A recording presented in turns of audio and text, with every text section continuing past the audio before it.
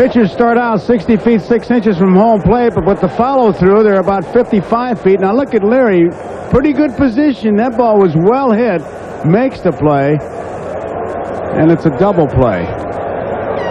Here's Danny Heap batting for Mike Marshall. A fly ball into left center. Polonia on the run, dives, can't get it. It goes to the wall. Heap into second base, holding with a double. And if you just tuned in, you say, how come Heap is playing Mike Marshall on what has turned out to be somewhat of a deceptive day here in Oakland? It was very warm in the 80s, and then once the game started, it cooled off considerably, and Marshall's back stiffened up. The report from the Dodger clubhouse is he should be available to play tomorrow. There was a pretty good shot of Polonia trying to make the play. If he's got that glove, if he's a right-handed thrower, he's got a better chance to make that play. So just that little difference in where the glove was, really a two-base hit. And that was one of the few curveballs that Welch is throwing. I'm not familiar with the A's that much. Remember, they started Tony Phillips, and Tony La Russa had said before the game, Phillips really helps my defense in left field, but then he took Phillips out for Polonia. He's looking for runs, right? But I'm not saying Phillips could have caught that either. I wouldn't know. Fisted foul out of play, and the count 1-1 to John Shelby. Shelby struck out and walked. Once again, Ben, we're in that spot here. You're in the sixth inning. Shelby's got to get the man over to third base. There's just no other way. He cannot just make the out. You got to pick up the base. You might say, if you're sitting home, well, why wait for him to pull the ball? Just have him bunt. Well, the answer to that question is, in the entire year, Lasorda had Shelby bunt once. Uno. Ground ball to the hole. Heap was going back towards second, so they'll stop him at third. And going to second on a bad throw by Polonia. Oh, what a bad play. He not only missed the cutoff man, he missed everybody to allow Shelby to go to second. Tough play. He threw it to the wrong base. There was no reason for him to throw it to the plate. He threw it to home plate, and Heap was going to stop at third. And I just wonder on that play, Weiss looked like running Heap back to second was a bit out of position as Welch pitched. Now this throw here, you don't do this in American Legion. I mean, that's not even close. And you see Welch cuts it off almost in disgust, because what happens, scoring position, yes, but you get away from that double play. It's amazing how Tony La Russa tailored his ball club tonight to go against left-hander John Tudor as Dave Duncan goes out. And then, when Tudor gets hurt, it's the A's who seem to come up short.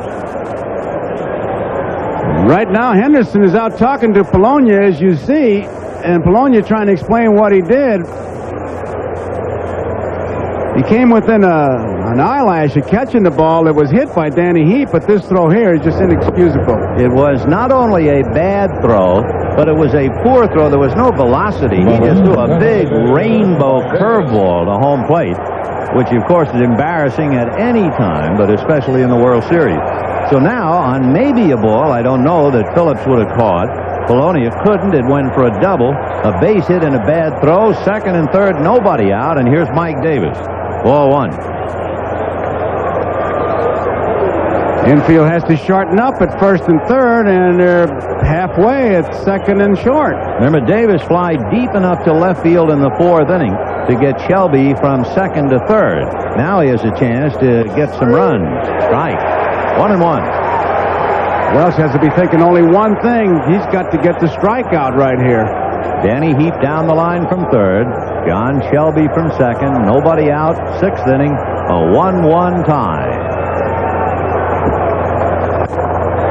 2-1. Down in the bullpen, the left-hander, Cadaret, and the right-hander, Nelson. Welch is around. We're not counting them. They are in the truck, but he should be over the 100-pitch mark now. 2 balls, 1 strike. Ball 3. So with first base open, he has fallen behind. Davis, who has power, And they might very well, this is a guess, but they might give him the green light if he gets a pitch in an area where he feels he can drive it. He hit 3-0, remember the last time, so he's going to have the green light, no doubt about it. Question of being a selective hitter. He's fouling it away. And on deck, Mike Scioscia. I would think then if he could get the strikeout, they'd walk Scioscia to set up the double play with Hamilton. Because if he walks him, you got this contact hitter up there and also a guy that sort of likes to squeeze with. So this is a big pitch coming up for Welch right here. 3-2. The count to Mike Davis in a 1-1 tie in the sixth.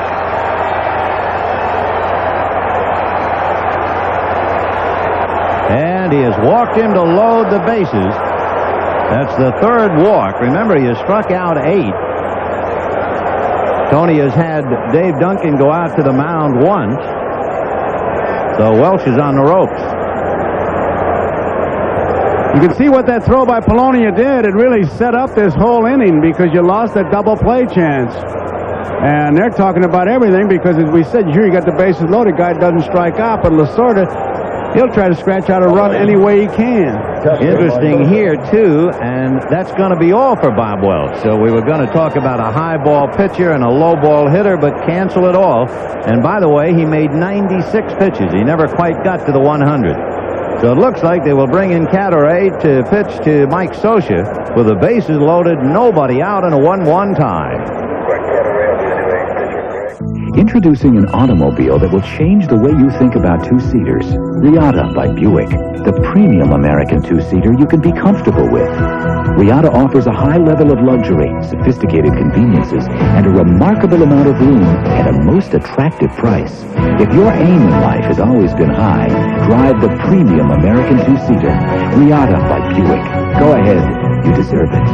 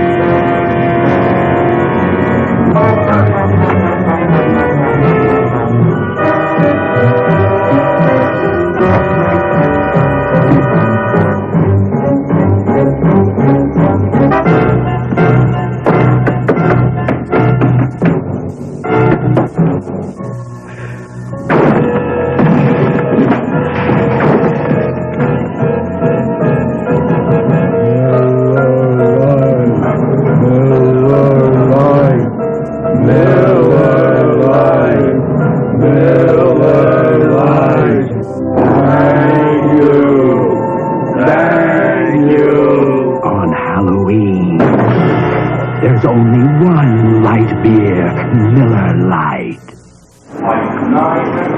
There's something made for your wallet that's more powerful than money. Something that connects you to anyone, virtually anywhere in the world. Bonjour, j'arrive à 10 heures. From any phone in the U.S., Down the 24 hours a day. Something that not only saves you time, it saves you money. Hi, John. Just got in. Where's the meeting? Okay, taxi to my hotel. The MCI card.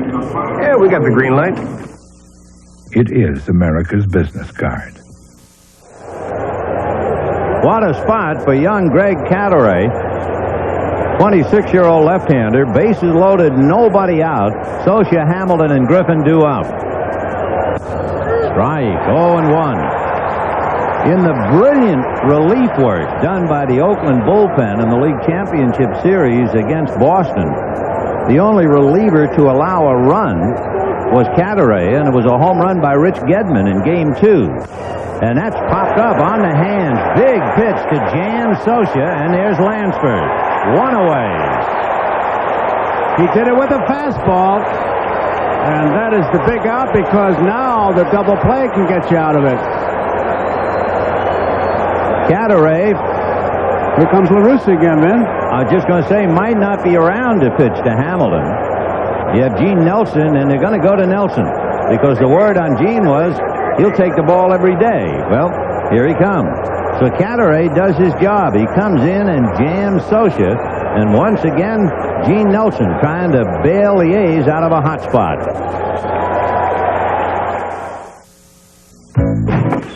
Hey. birthday, boy.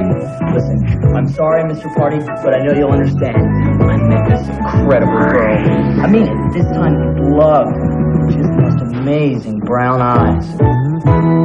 But hey, I'll make it up to you. She really wants to meet you.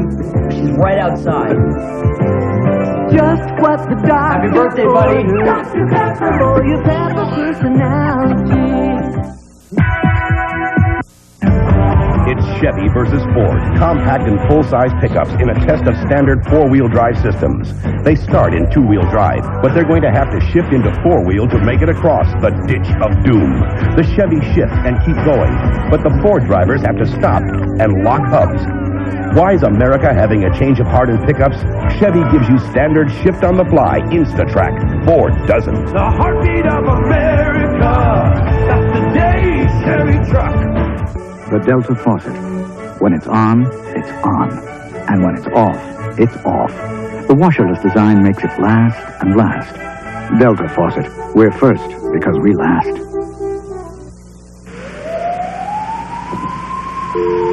This is not the time to learn that all antifreezes aren't the same. What's in your radiator? Come on, answer.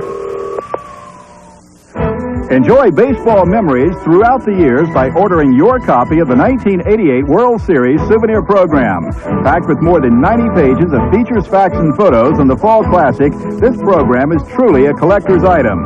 Get your souvenir program by sending a $6 check or money order to World Series Program, Box 88, Trenton, New Jersey, 08651. That's Box 88, Trenton, New Jersey, 08651. Be sure to include your proper return address. The preceding message was furnished by Major League Baseball.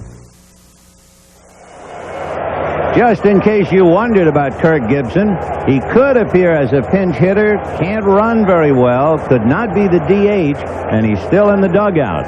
The bases loaded, one out, and what La Russa has done has not only gone percentages, left-hander against left-hander, right-hander against right-hander. Nelson is a good fielding pitcher. Cadaret is not.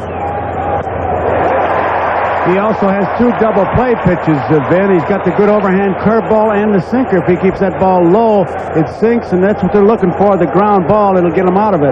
This would be a gigantic turning point for the A's, down as Bob Welch had to leave, if Nelson can get them out of the jam. 0-1 to the rookie, Jeff Hamilton. And there's a high chopper down to Lansford. He's going to go to the plate. Two down, falling down is Shelby, but he crawled back to the bag at third. And Hasse could not make the play because coming in, Heap really upended him. Now Lansford, the only play he can make is to the plate, and he's going to make sure he gives to Hasse. Now watch Heap.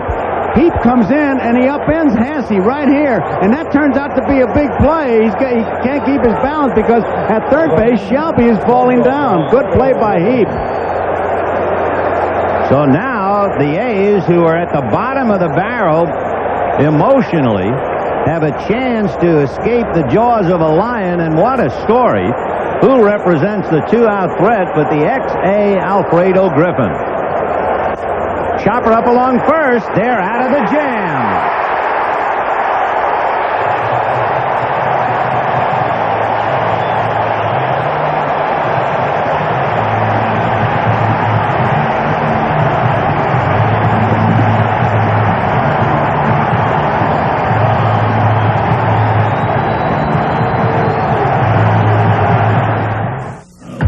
When it comes to doing business in faraway lands, you gotta know your way through the jungle. You gotta earn your stripes. You gotta bridge the distance. You can't afford to bungle. You gotta snatch victory from the jaws of defeat. Now is no time to beat around the bush. You gotta help your customers get through customs. They don't want you sitting on your tush. This reminder from Federal Express that it's not just a package, it's your business. Read any good beer bottles lately? This one tells you that Miller Genuine Draft is the one beer that's cold filtered, not heat pasteurized. So we haven't changed the rich, smooth taste of real draft beer. And you know what's the best thing about reading this bottle? It leads to a very happy ending.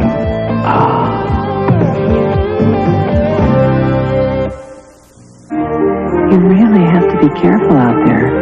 The road's full of surprises. Since I got Michelin, I feel in control. Sure of myself and my car. Look, no tire can stop surprises. I know, but with Michelin, you can be ready for them.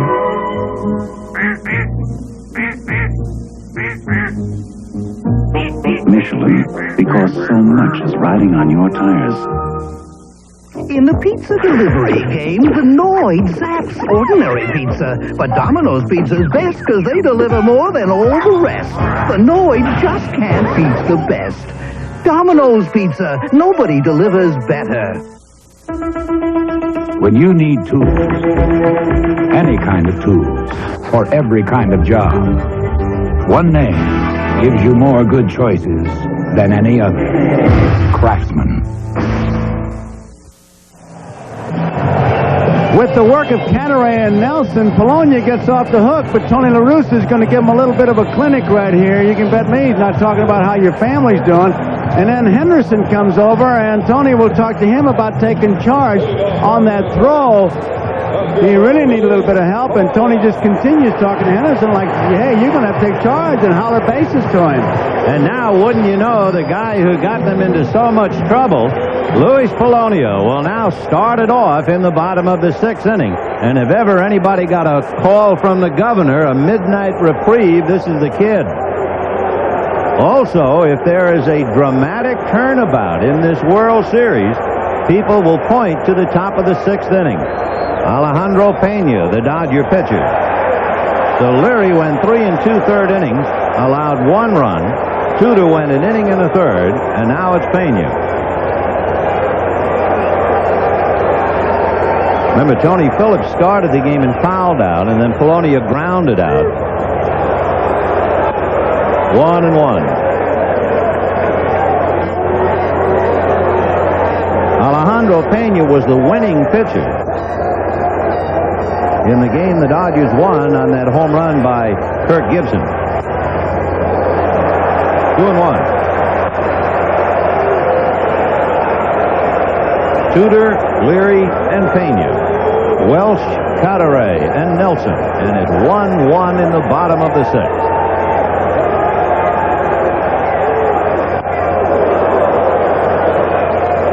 You know, Scioscia's got a batting glove in his back pocket, and it's a good thing he's given the signal like he is, because when he gives the signal, we just moved him down. The fingers were hanging down, and with the center field shot, it looked like he was giving fives. You have to watch out with Polonia bunting at any time, but with 2 strikes, he's going to let it fly, and down he goes. So 1 out in the sixth inning. Lasorda, furious over the big fish that got away. Had the bases loaded, nobody out. Scioscia fouled out to third. Hamilton hit into a force play at the plate, and Griffin grounded to first. Now here's Henderson. Grounded out, struck out. Dave 0 for 2. There, look at the fingers. See what I'm talking about there in the glove? It could be confusing. I should say. A strike. I mean, if he puts 4 down and Pena looks in and says 7, what's 7? Yeah, but if he doesn't see it right, it's a good thing he's giving the signs where he is, but you can see. 0-1. I tell you, just watching the center field shot, he does have a full hand, a 5. Sure, and Pena's saying he wants me to come up with 4 new pitches now. But see, look at him. Luckily, he's up on the side of his leg, so I don't think it'll confuse him, but some catchers do get a little bit lower. Look at that. Yeah, that could confuse you. 1 ball, 1 strike. In there, 1-2. We got a tough one. Dodgers 1 run, 6 hits, 1 error. Athletics 1 run, 3 hits, and no errors. Rick Honeycutt gets up in the Oakland bullpen. So Honeycutt begins to loosen up. Tell you, both these bullpens have really done a job.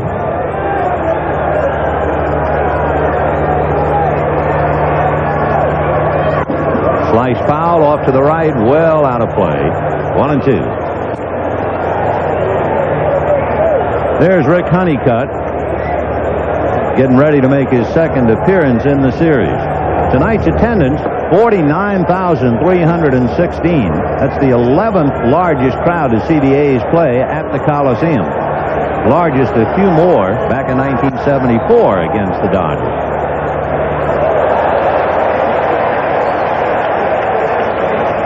Well, what a stretch of success they had here from 1971 through 1975 as Jose Canseco waits his turn.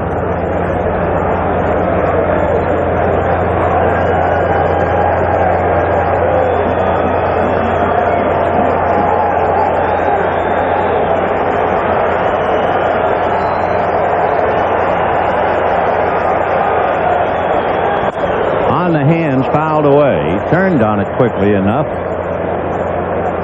Well, if you don't think he doesn't like a fastball, it gets up there. He turns on it right now. Henderson, a good fastball hitter. There's only one way to hit that ball in on the hands hard, and that's to get those hips out of the way, which is why you get that expression turning on it. Otherwise, you're going to be jammed if you hit it at all, and he really got him out of the way. 1-2. Off speed, fouled away. Henderson, a slightly unorthodox stance in the positioning of his hands, carries them a little lower than normal and closer to the body. He finished second on the A's with a .304 batting average, second to the man on deck. And you talk to Watson on this ball club, he really doesn't care what they do before. It's when they get into that zone, but you're right, he kind of turns that left shoulder in, and hands are close to the body. Right there. 1-2. Fouled away. Canseco's coming up next. Now he'll loop it.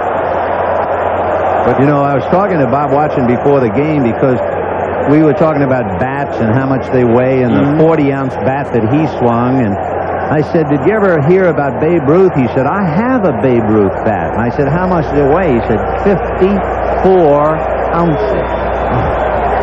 Made of hickory, because in those days, not ash, but hickory. 54 ounces. That's a lot. It's a forest. You could string wires on and make some calls. 2 balls, 2 strikes. One away in the 6th inning in a 1-1 tie. Tony La Russa got out in front. Then saw perhaps the whole bubble burst, that he would be shot down in Game 3, and Lasorda was riding on top of the cloud. And they wind up still even, 1-1. Fly ball into shallow center. Griffin trying to get under it. He's there. Really fooled on that pitch. The bat ended up by the pitcher's mound because it was a curveball, and he just kind of threw the head of the bat at the ball, and Griffin makes a nice play on that. So 2 down in the 6th inning, and Jose Canseco 0 for 2, flied to left, and then hit the fly ball in the 4th inning. Didn't hit the ball well at all, and that's when Mickey Hatcher made a dazzling catch. There goes the bat. He just threw the bat at the ball, get that head into it, and hoping he'd foul it off. He's really opened up his stance, man, like he may be looking for a ball inside. More than any other hitter, he will adjust. In the game that Gibson won with his home run, Pena pitched the 8th and 9th innings, and in the 9th inning of that game, he struck out Henderson and Canseco. In there, strike 2, 0-2. Right on the outside corner, not much you can do with that pitch.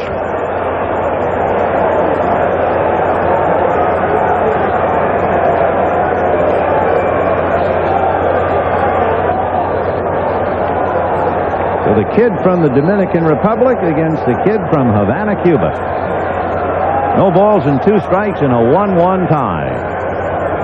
Canseco talking about Hershiser just said no pitcher he could remember threw that many fastballs to him and got away with it. Hershiser struck him out with fastballs. Pena has maybe the 2nd best changeup in the whole league. He came back hard, 1-2. The fellow who had the best changeup in the National League, I think, if you talk to the hitters, hurt his arm with Cincinnati, now trying to come back with the Dodgers next year, and that would be Mario Soto. 1-2 to Jose Canseco.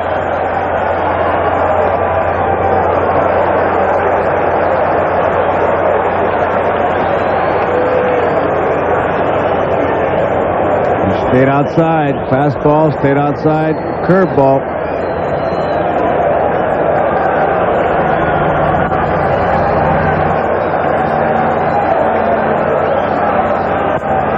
Just missed. Boy, that's a tough pitch to take. 3-2. That's almost one of those pitches you take because you're completely fooled on it. Now, they can regroup right here, and sure, he's a good fastball here, and he can turn on as we look at Mark McGwire, the on-deck hitter, but he has not come inside at all. That was his change. And he gambled. Yeah, he gambled on a 2-2 pitch off speed. Now what do? Do you challenge him 3-2? I would not. I'd keep the ball out away from him. 3-2 to Jose Canseco. Got him looking. Fastball down the pipe. And at the end of 6, a 1-1 tie. We'll be back after these messages from your local station. Friday, a cop in search of a killer, and the killer searching for him. Jimmy Smits and Marky Post in a world premiere suspense thriller, Blitz, Friday.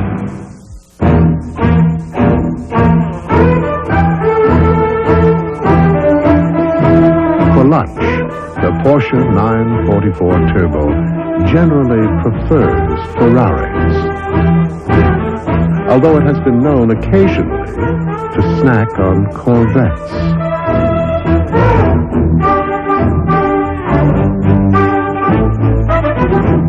See your local authorized Porsche dealer. These days, a lot of airlines are cutting corners on their meals. This little beauty we like to call banquet on a bun, right, Bob? Banquet on a bun. I like it. Sit down, Bob.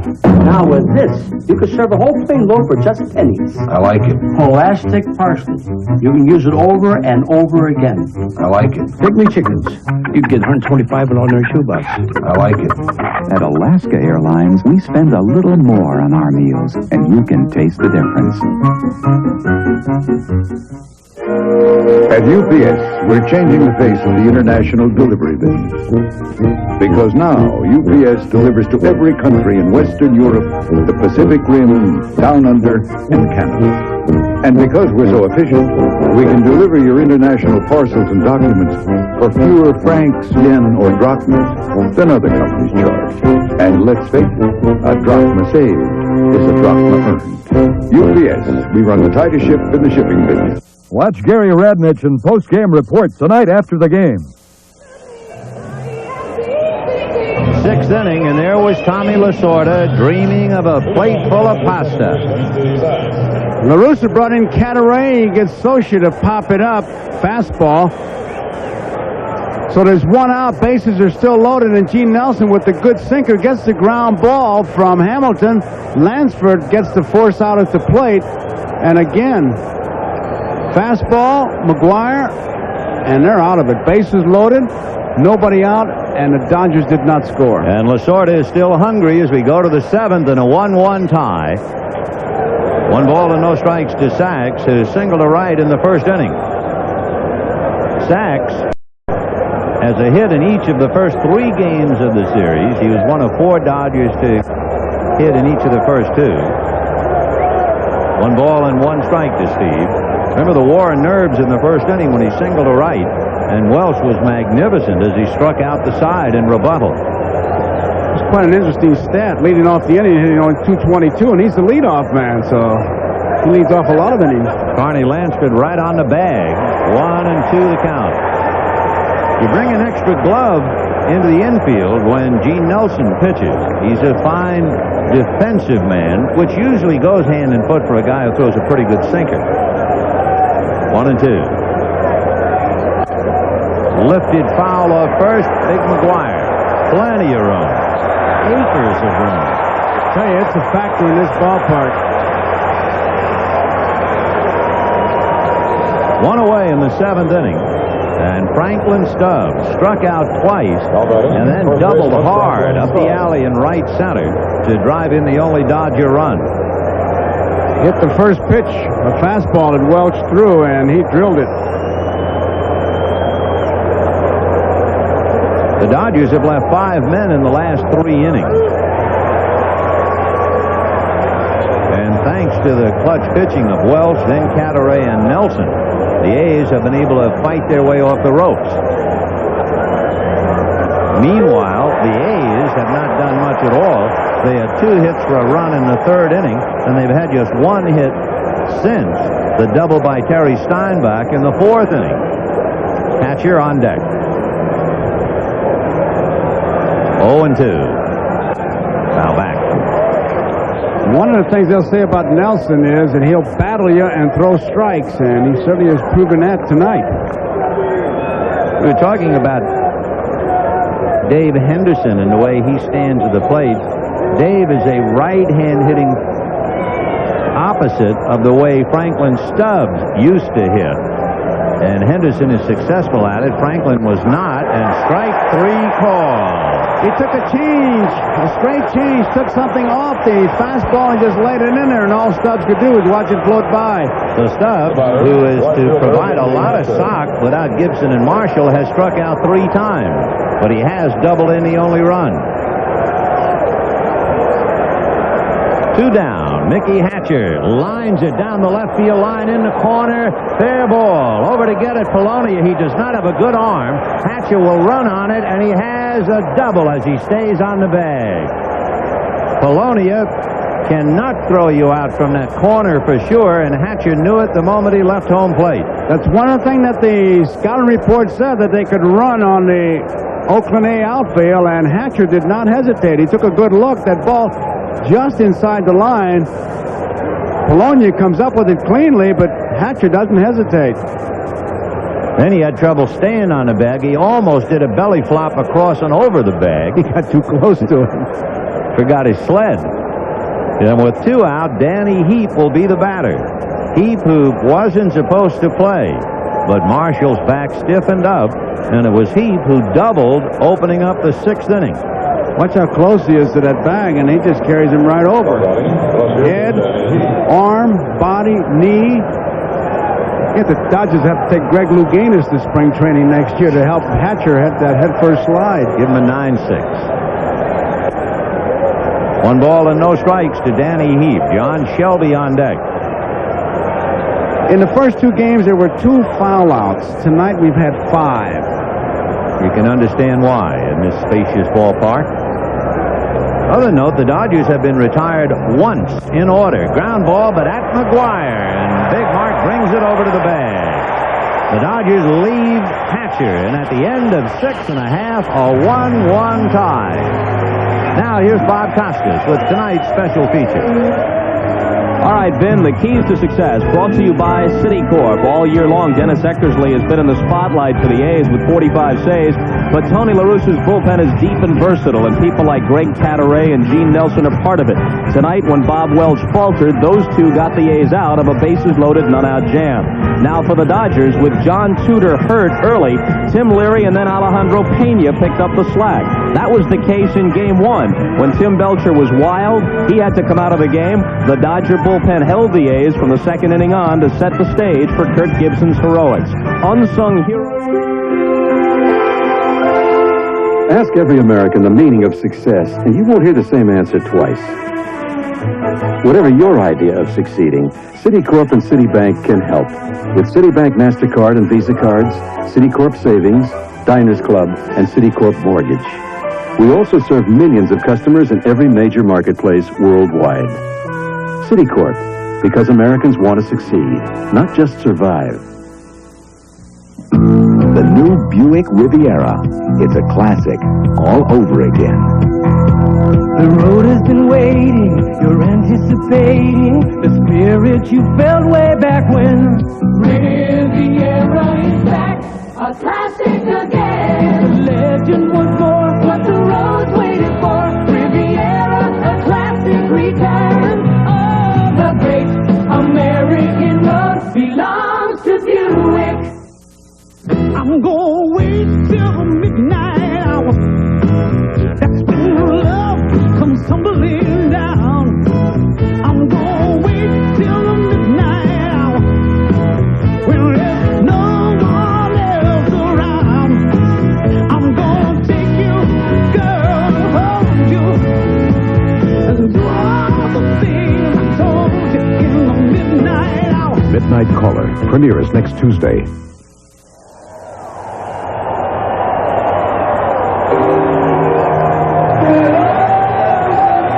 A 1-1 tie as we go to the bottom of the 7th inning. Mark McGwire, Terry Steinbach, and Carney Lansford against right-hander Alejandro Pena.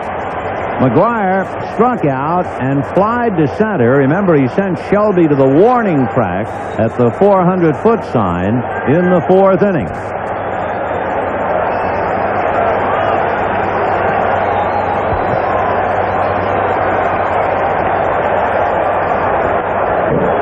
One the count.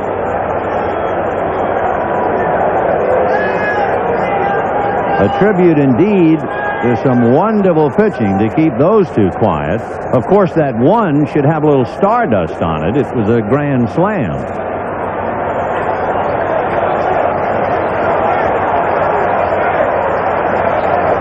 See how easy Pena has that wind up and delivery, and then suddenly the ball is on top of you. He lulls you into some kind of a false security. Boy, there's that. That's some stat, isn't it? Talk about two knockout punches. There they are, Canseco and McGwire. More home runs than the Cardinals by 3. 0-2.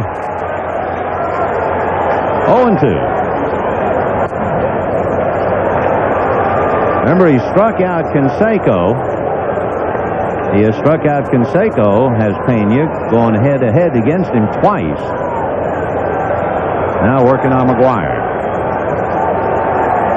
1-2 the mark.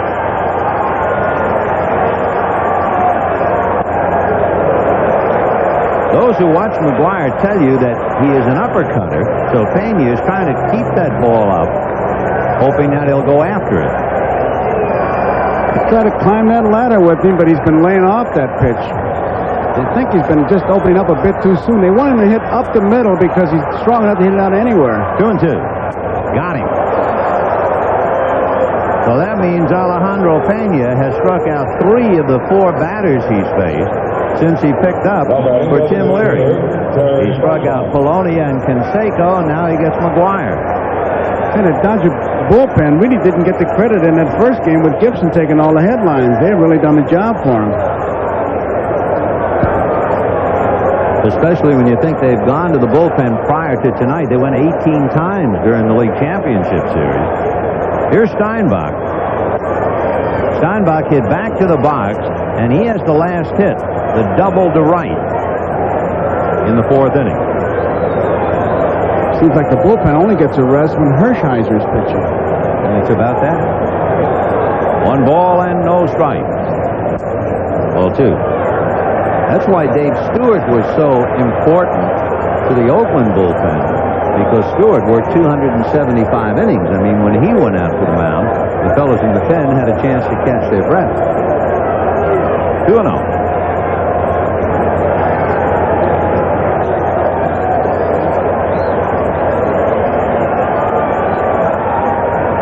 And that's line to left field. Base hit. Danny Heap over to play it on a hop. So Steinbach, isn't it amazing? Hasse is playing because they wanted him to catch, and they started Steinbach because he's so good against a left-hander, and the left-hander hadn't been there since the 4th batter. And it's Steinbach who has the 2 hits. It's Hasse who knocked in the run. And to use the word of the 80s, Steinbach has had a lot of quality at-bats. I mean, he hit the ball hard in that first game and didn't get any base hits. We're in the bottom of the 7th inning with 1 out. Terry Steinbach at first base. 1 run, 7 hits, and an error for the Dodgers. 1 run, 4 hits, no errors for the A's. And Carney Lansford ready to face Alejandro Pena. Lansford grounded to short, flied to right. Carney opening up.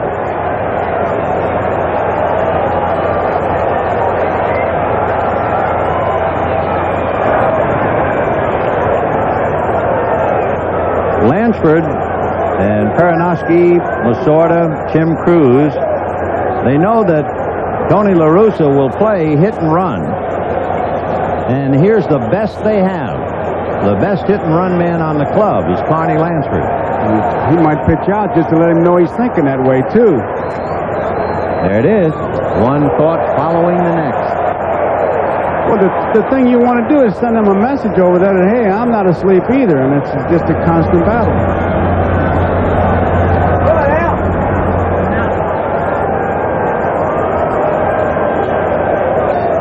Scioscia looking for some help if he can get it. Steinbach held on by Franklin Stubbs.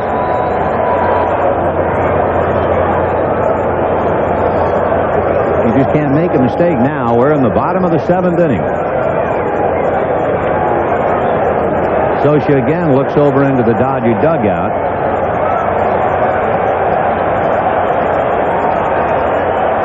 Steinbach is drawing throws, but Terry is taking a very short lead. I think he's only off about 2 steps. He could fall back on the bag. And the Cobra is out of the basket. Dave Parker. 1 ball and no strikes to count to Carney Lansford. They are willing to bet the house on a hit and run play. And they want to try and take a step away from Steinbach, who stole 3 for 3 during the year. I also think he might break a bit too soon. One of those first move by the pitcher, he'll break for second and they'll get him. 1-0 to Lansford. Time.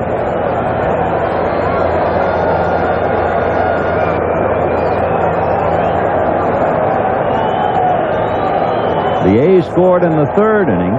The Dodgers tied it up in the 5th. The Dodgers blew a golden opportunity in the 6th, and the A's are now trying to come back. Now back. 1-1.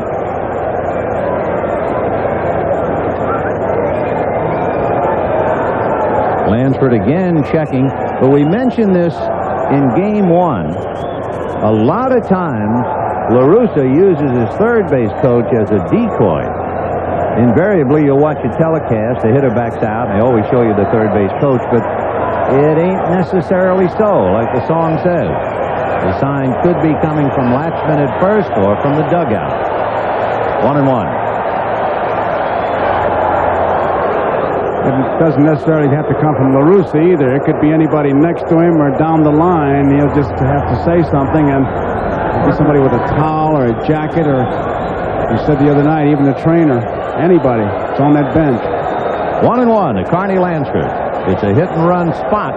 We'll see if it pops up. Steinbach's not going. Fouled away. 1-2.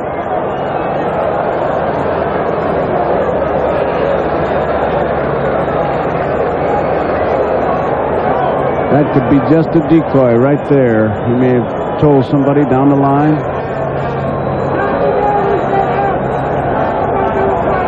Scioscia, meanwhile, pinwheeling his right arm around to loosen up, figuring he's going to be called on to make a throw. 1-2 to Carney Lansford. Steinbach, short lead at first. And Pena off the rubber. Well, Scioscia looked over at the bench and he saw something, and then he... Oh, I know what it is. They wanted to move Hatcher. Hatcher was closer to the line, and he went no, and they suddenly gestured and moved Mickey Hatcher more towards right center field. He moved about 9 steps. Because he was looking into that bench. A lot of times you look to see if you can get some help. What does that mean? Breaking ball down and away? I would think. There it is, and he went after it and popped it up. Stubbs is calling, and Scioscia alertly took the bat away because there was 1 chance in 100 that Stubbs would step on the loose bat, so it was a heads-up play by the catcher. It wasn't that much, but when you're just standing there watching the play, rather than be a spectator, why take a chance? It was a good hustling play by Scioscia. One of those things that gets lost. There's the breaking ball. He got under it. Scioscia could have made the play, but he sees Stubbs coming, and he knows it's an easier play for Stubbs, so gives him a lot of room, and then picks up the bat, makes it a little bit easier. Now Glenn Hubbard, who had singled and grounded out, and we're wondering, where is Dave Parker? In other words, Parker was very obvious with his presence. I don't know whether that was a deke or not. Parker was doing all kinds of things getting ready. And remember, he can't bat for Hasse. No way. Then they would really be in trouble on their DH. 1 ball and no strikes to Glenn Hubbard. They are really watching Steinbach. I mean, I have to believe that Scioscia's even given signals to throw over there.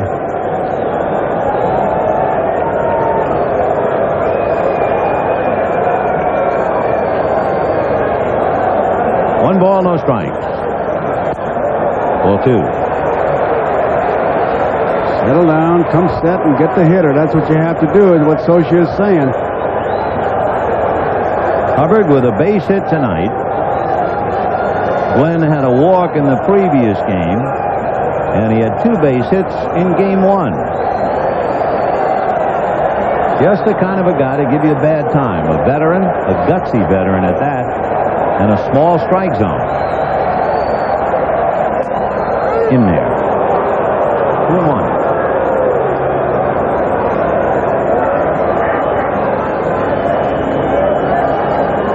Bottom of the 7th inning, a 1-1 tie.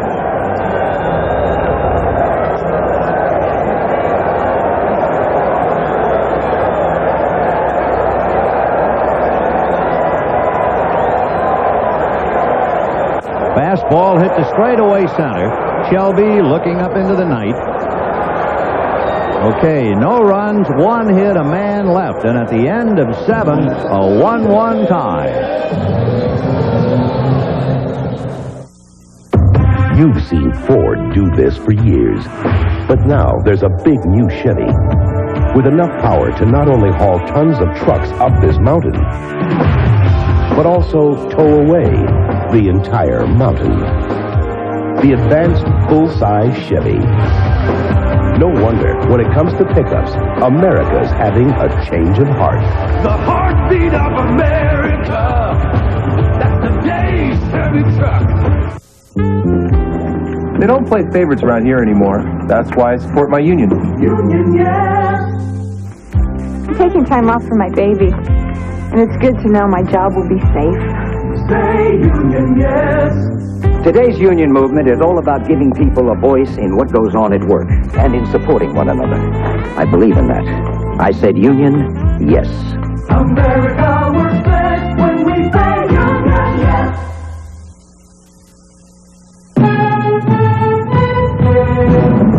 Send up a crowfoot. Give me an Applejack. There's a place in the friendly skies where not everyone's so friendly.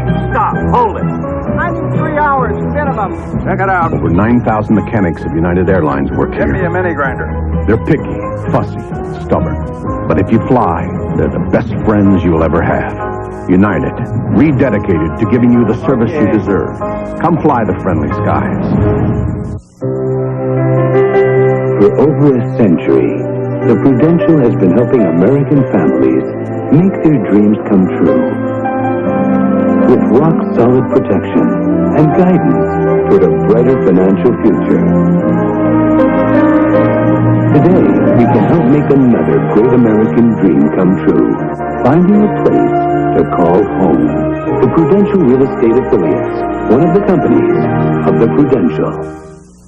LA's toughest cop, outer space's sexiest alien, and something out there wants to destroy it. The exciting series premiere, Something is Out There, Friday. The 1988 World Series is brought to you by Buick and your Buick dealer. The Great American Road belongs to Buick. John Shelby got a piece of a foul ball, 0-1 the count. Shelby struck out, walked, stole second and got to third, and then last time up singled. 1 ball, 1 strike. Shelby, then Mike Davis, and Mike Scioscia. And it's a sinker hooked into center for a base hit. To Shelby with 2 singles and a walk.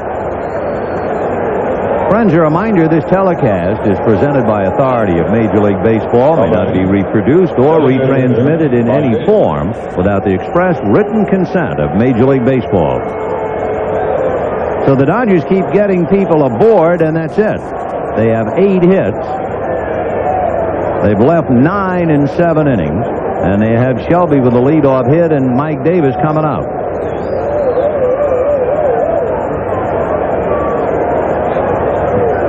Gene Nelson, and there's Jay Howell. We haven't seen Jay Howell in a game since October the 8th, and Tony La Russa has Rick Honeycutt in the bullpen.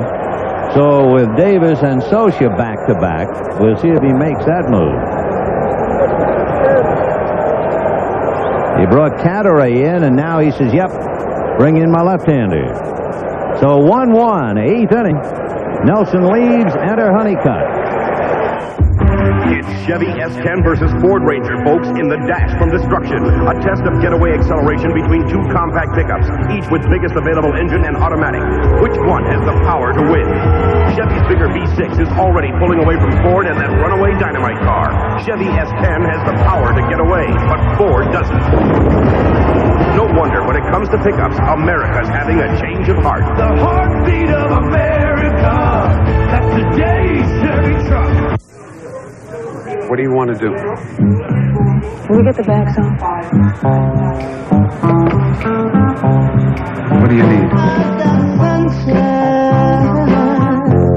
On a cloudy day,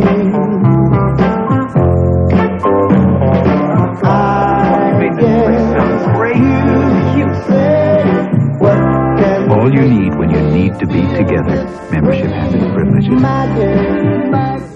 You can depend on AT&T Long Distance thanks to the remarkable people who put our equipment to the test. I love wrecking things. This is a special laboratory. Here we create disasters. One disaster right after another. Why do we do all this?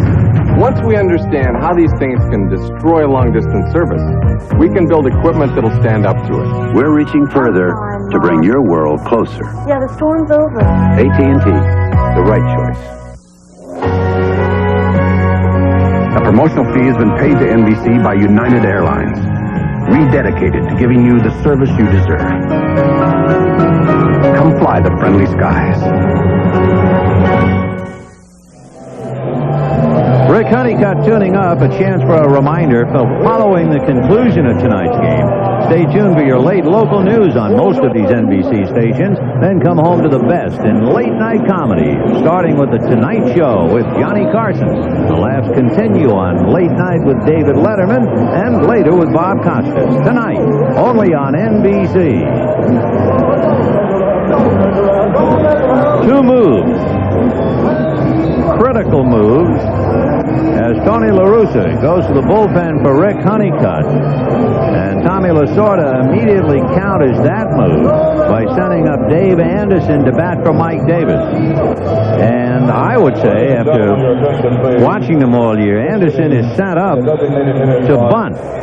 We'll see. He could have one of those sandwich board signs that says bunt. He has to bunt right now, and he'll try to make McGuire feel that ball. Anderson, by the way, hasn't played in a while. His back flared up on him the last week of the regular season. He wasn't eligible to play in the league championship series. So you got a little bit of a rusty hitter up here. More reason to show bunt, and he fouled it back in the batter's box, 0-1.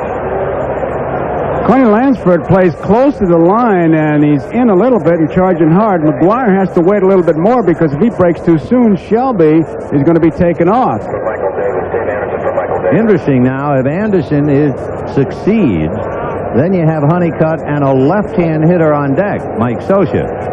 Or would Lasorda counter with Rick Dempsey? And if so, the Oakland bullpen will be ready. Time now, a ball loose from the Dodger pen where Jay Howell is loosening up. Todd Maulding retrieving it. Eric Plunk, who was so impressive the last time we saw him, big right-hander, is throwing in the Oakland bullpen. 1-1 in the 8th. Anderson showing bunt. Lansford coming. Foul. 0-2. Now Lasorda has a decision to make. Based on the fact that Anderson has not played that much, what will he do? Will he ask him to bunt again? Maybe put a play on. I would think Hasse and Honeycutt would waste the pitch to see what's going on here because they got him 2 strikes. Shelby stole 16 out of 21 during the regular year. We'll see what that means as far as putting on some kind of a play to turn him loose. Nobody out in the 8th. 1-1 tie.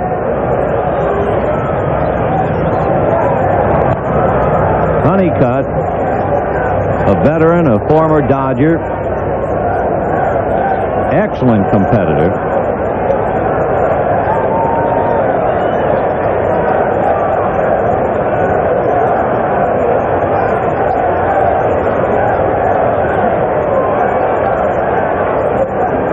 One ball and 2 strikes. Well, if nothing else, that told you that the bunt is not on. Can't take anything for granted, obviously, but he turned him loose on that one.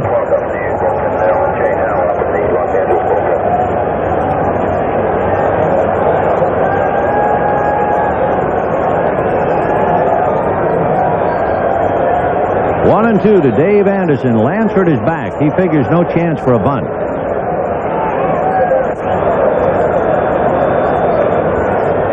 Anderson, during the regular year,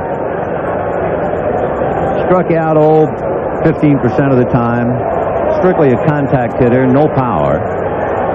They are playing him very shallow. I doubt if Shelby can go to third base on the ball, hit the right field. Canseco is in more than the other 2. 1 and 2. Shelby not going. Full swing foul. 1 run, 8 hits, 1 error for the Dodgers. 1 run, 4 hits, no errors for the A's. Tudor, who had to leave with a tender elbow after facing only 4 batters. Then Leary for 3 2/3 innings, and then Pena. Meanwhile, Tony La Russa had Bob Welch have to leave in that 6th inning, and what a job Messes Cadaret and Nelson did. And now Honeycutt is in there. 1 ball, 2 strikes to Dave Anderson. Hasse looking at that bench, see if they see something he didn't see.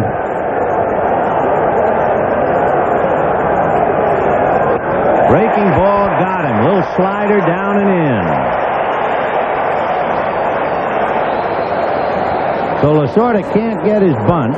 Couldn't get the run in the 6th inning when he had the bases loaded and nobody out. Here's that slider. He really gets it in a great spot. There was nothing Anderson can do with it, even if he puts the bat on the ball. It's a little bit of a ground ball. Now, Scioscia, even though there is 1 out, Lasorda may want to start something to stay away from that double play. Scioscia has singled to center, struck out, and fouled out. Remember, he was jammed when Cadaret came in and hit him on the fists with the bases loaded and nobody out. Now, they play hit and run with Scioscia a lot. I mean, you stress how much they play hit and run. The hit and run play is really a defensive play where you want to stay away from that inning record, which is the double play. If you get the hit, that's the bonus. Big lead by Shelby. I was just watching Hubbard and Weiss. Normally, either one would hold a glove up to cover his face and then either keep his mouth closed or open to indicate who was going to cover. I didn't see either one do it. Let's see if they do it this time or if they touch their hats. Honeycutt had talked to him before. Weiss had pointed to him as if he were going to be the man to cover it. There he goes up with the glove, though. Weiss did. Yeah, I would have to believe those two have to make a very important decision, as does Lasorda, as to when. And La Russa trying to figure out, do I call a pitch out? The game is on here.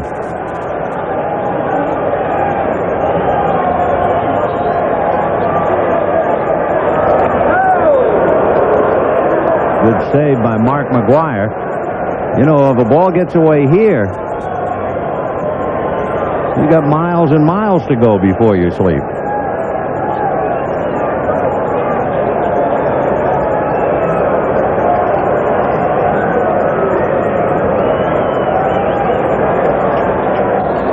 Shelby a pretty good lead. And he's just increased it. And was going back to the bag. So Honeycutt made a wonderful pitch to have Shelby going back to the bag and have a strike at the plate to Scioscia. What he did with his knee movement, and Lasorda is howling about balk. I tell you, that was a pretty good move. Now Lasorda's going through a whole bunch of... We got quite a game going within a game here. I love the veterans because Honeycutt knows every trick in the book. Oh, sure. 0-1. I'll tell you, he put a pretty good move on him. He popped his shoestrings with that last one. He went up with that leg, and Shelby broke back, and he came to the plate. Shelby went to the bag as if he was almost going to be picked off on a pitch that was swung out and missed to the plate. 0-1. One thing they're not going to play Scioscia to pull at all. Canseco way off the line in right center. He plays an unorthodox way. He stands sideways in right field. See if he does it again now. It's almost as if Jose stands shading right center and facing the right field foul line. Maybe it was just on that one pitch. 0-1. Nope, he's sideways again. It's almost like he's telling the center fielder, from my back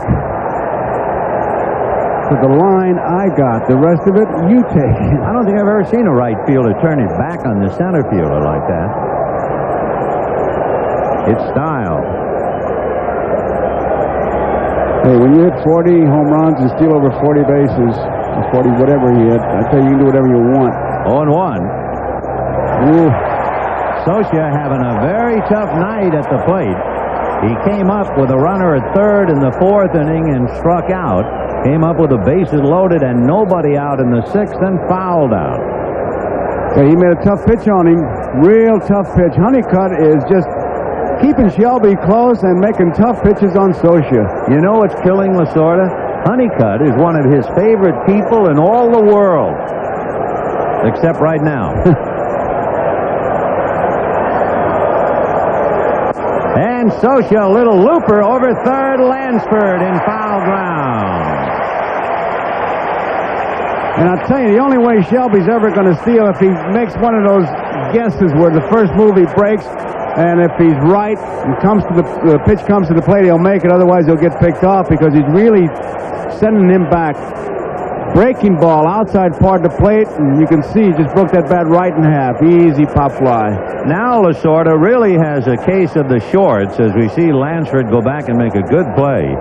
You have Hamilton coming up, but Tommy knows full well if I let Shelby run, and he's a pretty good risk to run, but if I turn him loose, they can walk Hamilton, and then I have Alfredo Griffin hitting less than 200.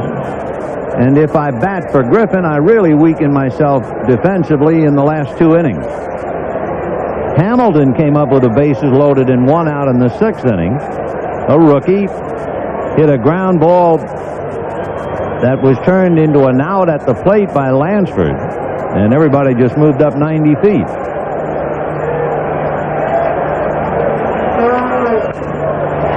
Oh, and 1. When the A's bat in the bottom of the eighth, they're due to send up Ron Hassey, Walt Weiss, and then Louis Polonia. Eckersley has been getting all the credit in that Red Sox bullpen as we look at Dave Parker. I mean the A's, but this A's bullpen with the Nelsons and the Catarays and Honeycutt, they've really done a job. And big Eric Plunk down there now. 0-1.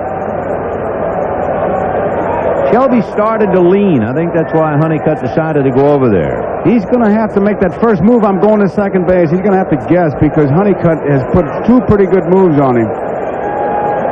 Hamilton a look at Amalfitano. A 1-1 tie, top of the eighth, 2 out. Good lead. Maybe his biggest lead. Good sinker. 0-2. So there's Alfredo Griffin. But of course, because he has not hit, it has changed the inning up to here. No balls and 2 strikes to Jeff Hamilton. Hamilton has walked, singled, hit into a force play. He's very strong. He's got a lot of power. He would make you pay if you make a mistake.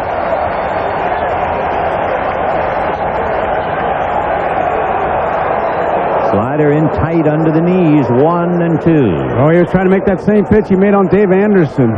He got Anderson, but Hamilton laid off. It's nothing like it. There wasn't very many like it. But remember Steve Carlton in his heyday with that slider to the right-hand hitter? Almost illegal. 1 and 2 to Hamilton.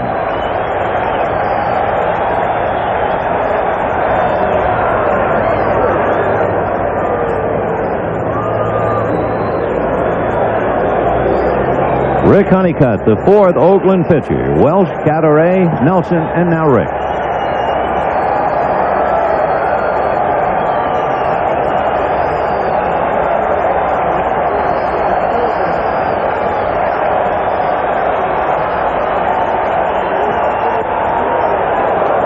Two and 2 the count to Hamilton. Dodgers have left 9. The only time they didn't leave a man is when they didn't get anybody on base. That was in the 3rd inning when Welsh retired them in order. 1-1 in the 8th, 2 out.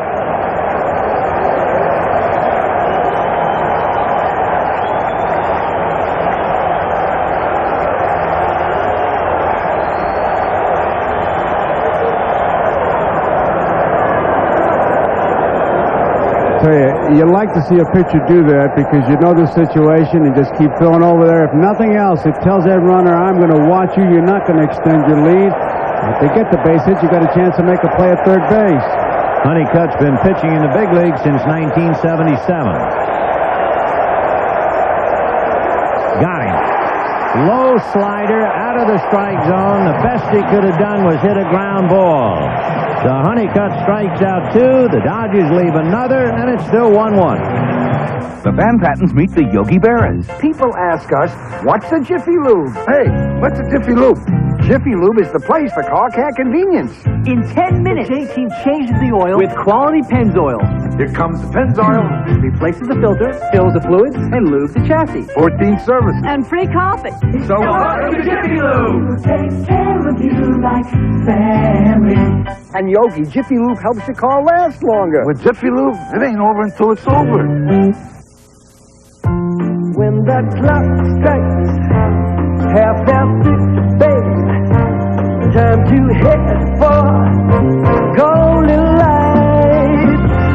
It's a good time for a great taste dinner at McDonald's. It's Mac Night. Come on, make it Mac Night. It was awful. Awful in the worst sense of the word.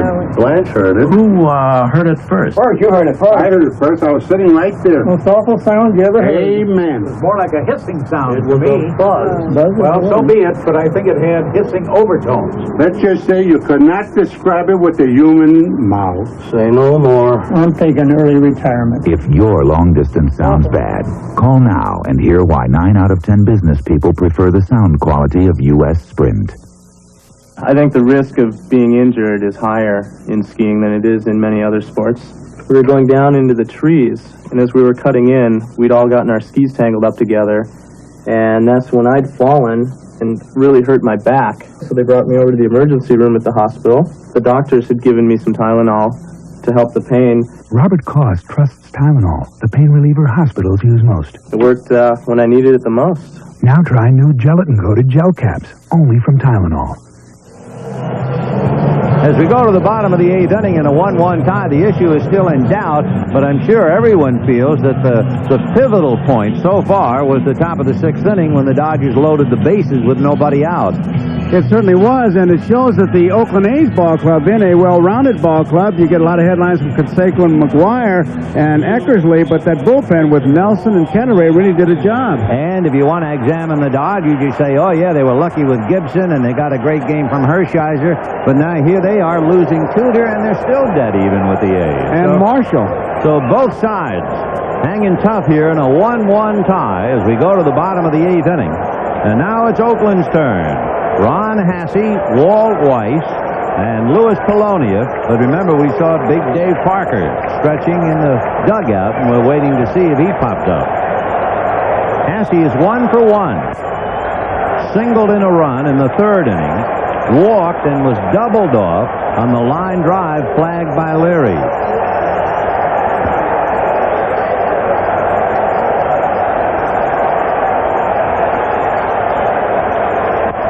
Ball 2. Pena working his third inning.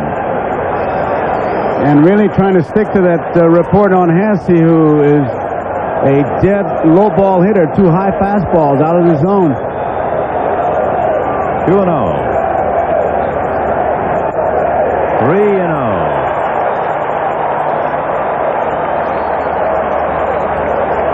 Jesse Orozco has joined Jay Howell down in the Dodger bullpen. And Dennis Eckersley in the Oakland pen. 3-0 to Hasse.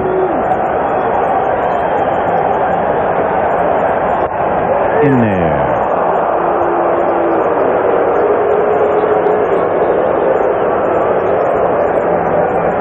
Hasse hit 7 during the regular year. Get that ball inside, he can turn on it. 3-1.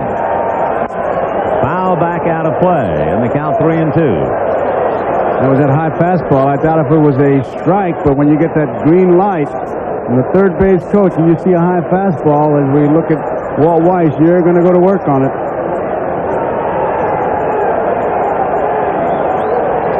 Pena trying to rub a wrinkle in a new ball. Lasorda's got enough wrinkles, as has his pitching coach, Ron Perinoski. He wants to know if they're ready. That's what they usually use. Take the hat off and tell me. When they get the hat off, that says, yeah, we're ready. 3-2 to Ron Hasse. Now back. That was a tough pitch, man. I mean, that was a good pitch. Hasse fought it off inside, fastball, moving. La Russa and his hitting instructor, Bob Watson. Hasse worked it on a full count.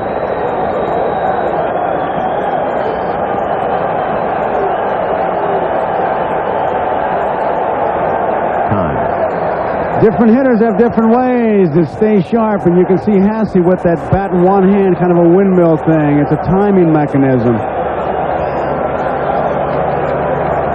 3-2.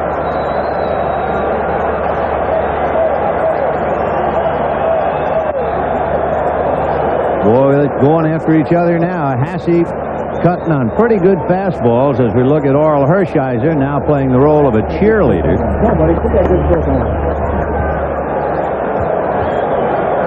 Pena throwing in the low 90s. Occasionally, he'll have a burst of brilliance, although that's in dispute when he gets up around 95. That's a little questionable. 3-2. And he walks him.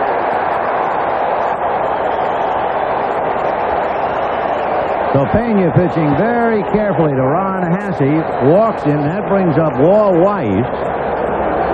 And the first thing you want to know is, did they have Weiss bunt much this year? And the answer is yes. He bunted 8 times. And how about a pinch run for Hasse? You can't do that because of his DH thing. So Hasse has to stay at first. Weiss checking to see if they're going to bunt or play hit and run. And on deck, Louis Polonia. If he doesn't bunt, it's got to be a big, big upset. Hamilton has already moved in close at third base. Weiss likes to bunt and will either dump the bunt or even drag it along first. 1-1, bottom of the 8th inning. I tell you, in the 8th inning, he better not worry about a base hit. If they ask him to bunt, he better make sure he gets that man over, and he's going to take a pretty good bunt to get Hasse going. They could play, I doubt it, but they could play that run and bunt. Hasse barely off the bag at first. Full swing and a fly ball to center. I don't believe it. Walt Weiss allowed to swing away and a lazy fly ball. The same Walt Weiss who hit .250 for the year. You're in the 8th inning. I mean, I know the strategy is perception, and it's not a second guess. It's how Tony feels. He called the play, but in the 8th inning, you have to bunt. Well, one thing, he's equipped to defend his own case. Well, he'd beat me out of it because, as I say, strategy is perception. What we think really doesn't count as what he thinks, and obviously, Weiss was allowed to hit. So now here's Polonia, who grounded out and struck out and appeared to make a critical bad throw and got away with it. He pops it in the air foul. Hamilton coming over to the stands, no play. Look how close he got to making that play, though. Boy, there's really acres and acres when you talk about foul territory. No balls and 1 strike to count to Louis Polonia. On deck, Dave Henderson. And, of course, that's what makes Henderson so important, and Polonia, Canseco. Lasorda will have Griffin, Sachs, and Stubbs due up in the 9th inning. 0-1. And that's popped up, and it will be Stubbs, although Sachs normally takes it and does. 2 down, Dave Henderson, the batter, 0 for 3. Grounded to first, struck out and popped to short. Now this will be the biggest at-bat he's had. Trying to extend the inning and let Canseco get up there. 1 run, 8 hits, 1 error for the Dodgers. 1 run, 4 hits, no errors for the A's. The A's scored in the 3rd. The Dodgers got a run over in the 5th. They're not holding Hasse now. Stubbs behind him. Strike. He's a little bit behind him, and somebody better tell Pena. And Stubbs now is going to holler to him. I didn't get a chance to say it, but that's what was bothering the bench was that Pena had not looked over there, and if he starts to throw over there and holds up, it's obviously a balk. So the first baseman has to let him know that, hey, I'm behind him. 0-1. 1 ball and 1 strike to count.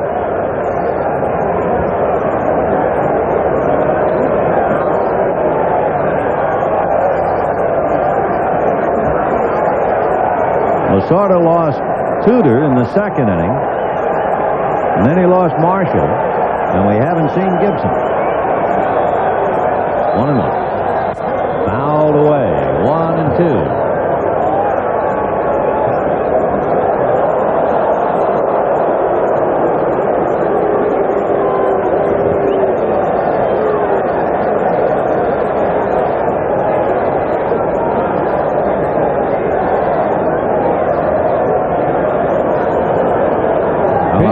Pena. I was going to say, we've talked about Pena, but he is going to throw that ball when he is ready. To repeat that nickname of slow, and it really applies.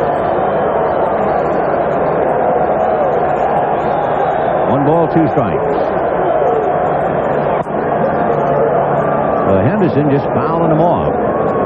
The Dodgers, I think, when the series started, I guess because of the hand position of Dave Henderson, they thought that they could really come inside and jam him, and they found out immediately that they couldn't. He's been keeping that ball outside, Pena. He threw that curveball in the 6th inning to get him. Just hasn't gone back to it yet. Socha sets up outside. 1-2. Working high. So 2 balls, 2 strikes, and 2 out. A 1-1 tie in the 8th. Growing larger by the moment on deck.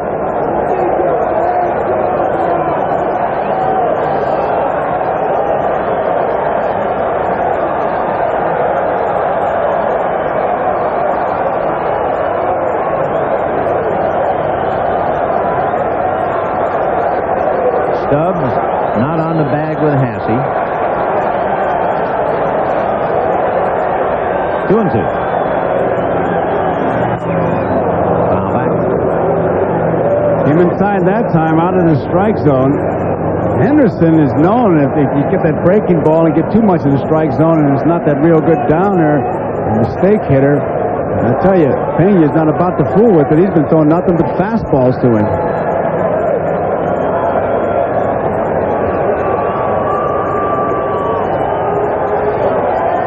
Two balls, 2 strikes, 2 out. 1-1 in the 8th. Ron Hassey, who led off the inning with a walk, still standing at first.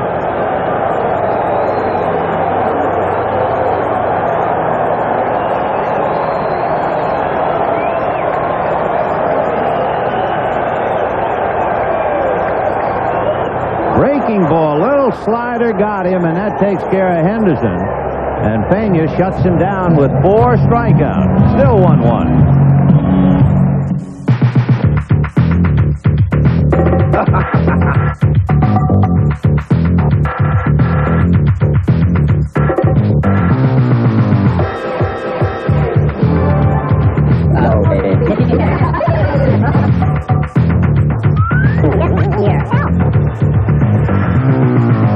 Isn't this romantic?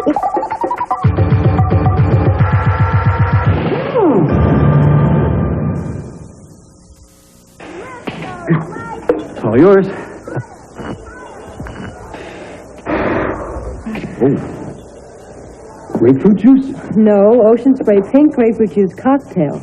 It's not what you think. What do I think? You think it's bitter. So I was wrong. It's not bitter. It's sweeter. Refreshing? That too. It's all yours. Ocean Spray Pink. It's not what you think. As soon as you get out there, call Mike Butler at the Century 21 office. Well, he already called me, Dad. Check the utility bills. I will, Dad. You know, the Wright mortgage. Isn't this guy Butler a friend of yours? Yeah, sure. If he's half the guy you are, I bet I can trust him. Take care of yourself. Put your trust in number 1. Write your mother. Century 21. I was practicing my hook shot when she walked in. Looks like we're working together. Brains, talent, she had everything. Story's hot. Including bad breath. Something wrong? I moved to the right, the left. There was no escape. Excuse me. Somebody like her. How could I forget Scoop? Bad Western, goodbye. Yeah, I'll show him. Oh no, not again. Hi. Her breath. I figured it out. Right. For a positive reaction, the power of scope. Now that we cleared the air, we could finally get down to business. What's that line? It all depends on whose ox is gored. Guess whose ox got the horns? And we go to the 9th. Alfredo Griffin, Steve Sachs, and Franklin Stubbs due up in a 1-1 tie. Rick Honeycutt, who came in the 8th inning and struck out Dave Anderson and then retired the side on the mound. Right. Alfredo struck out, sacrificed, and grounded out. He practiced a lot of bunting, as I said. Right side pushing it past the pitcher. He hit 160 right-handed all year. 160. Got to try something. That slider where Honeycutt is throwing it, I tell you, he got Anderson, he got Hamilton. It's really diving in, it's biting. Really amazes me, for whatever reason it was the change, why he was such a bad hitter this year in the National League after the numbers he put on the board for Oakland. I mean, he feels like it's a mismatch trying to bunt with 2 strikes.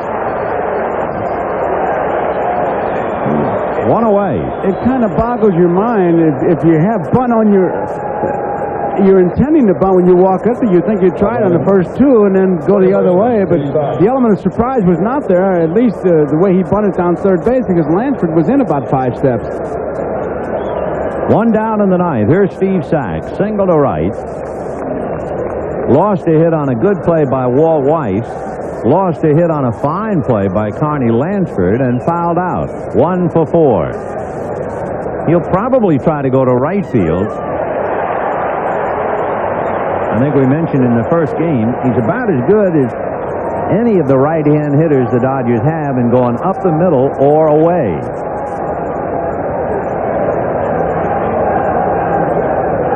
1-1. The Dodgers are squandering opportunities. They've left 10. And they have had a dozen Dodgers strike out. Remember, Bob Welch struck out 8 in 5 innings. He tried to go up the middle, and there's Hubbard behind the bag. Got him.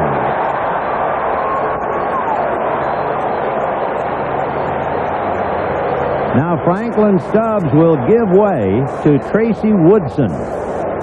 Woodson, a right-hand batter, will come up and hit for Stubbs.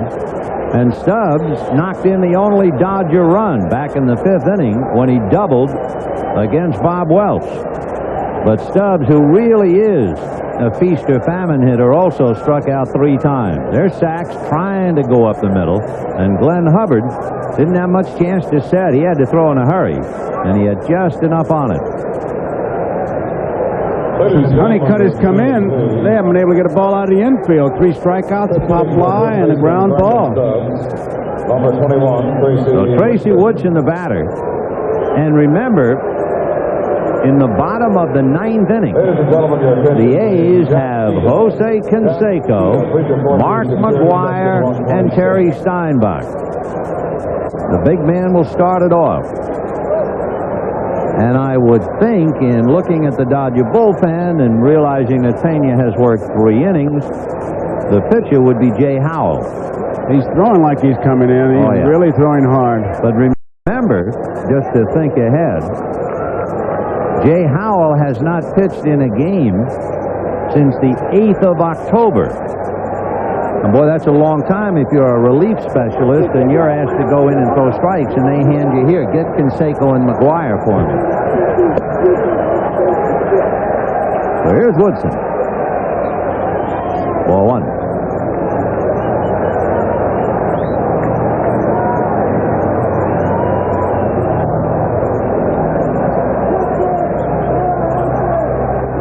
Tracy 0 for 2 in the series.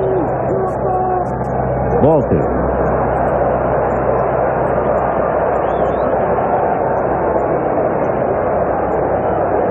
Pride of Tennessee, Rick Honeycutt.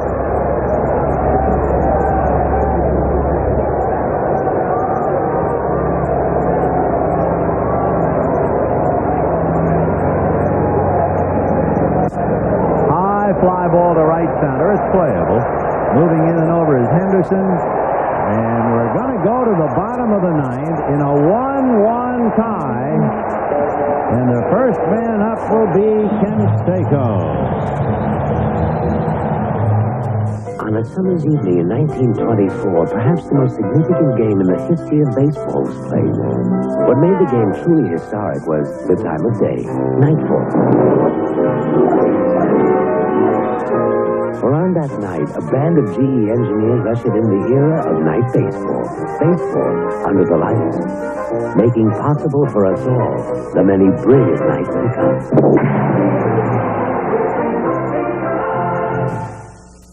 Hold it, ho, ho, ho. So you're going to finally meet Cindy, huh? Tonight. Good. So first impressions are very important. I think. Okay. Now, imagine. Lights are low, the music's soft. Knock the door opens up. Somebody's out there doing this. What is this? You've got dandruff? No, you have dandruff. No. Yes, you do. I shampoo every day. You shampoo your brains out with regular shampoo. Wouldn't matter. Brains out? Yeah, well, so use that. Head and Shoulders works for me, my friend. But you don't have dandruff. Exactamundo. Head and Shoulders, because you never get a second chance to make a first impression.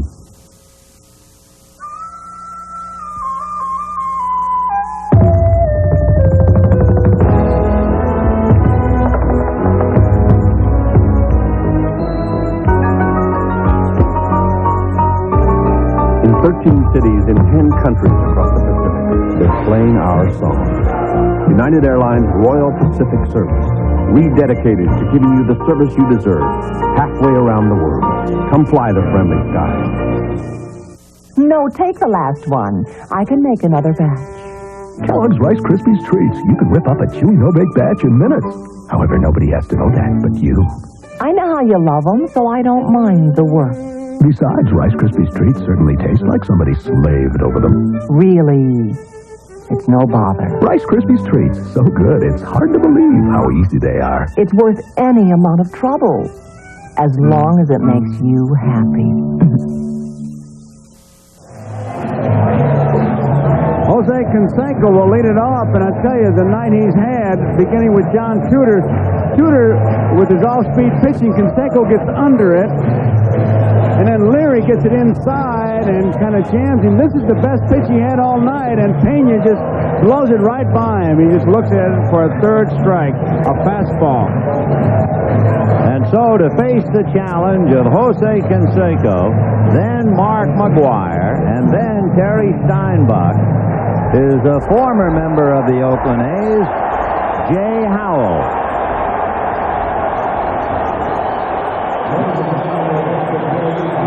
That target is in slight right center field. Now, the last time Jay Howell appeared in a game was against the New York Mets, October the 8th. You remember the incident, pitching to Kevin McReynolds, and he was ejected from the game for having pine tar on his glove, suspended for 3 games, and that was reduced to 2. Well, he hasn't been in a game since October 8th. What a challenge.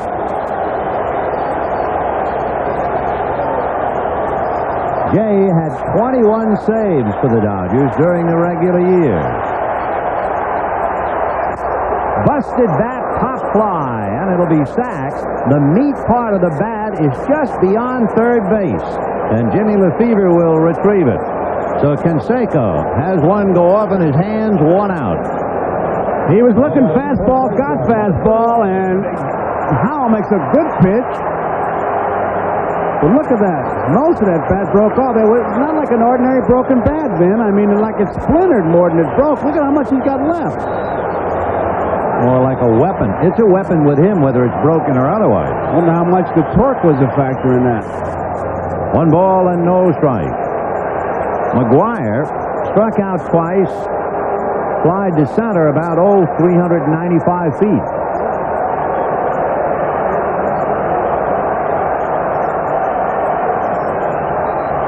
Fouled away.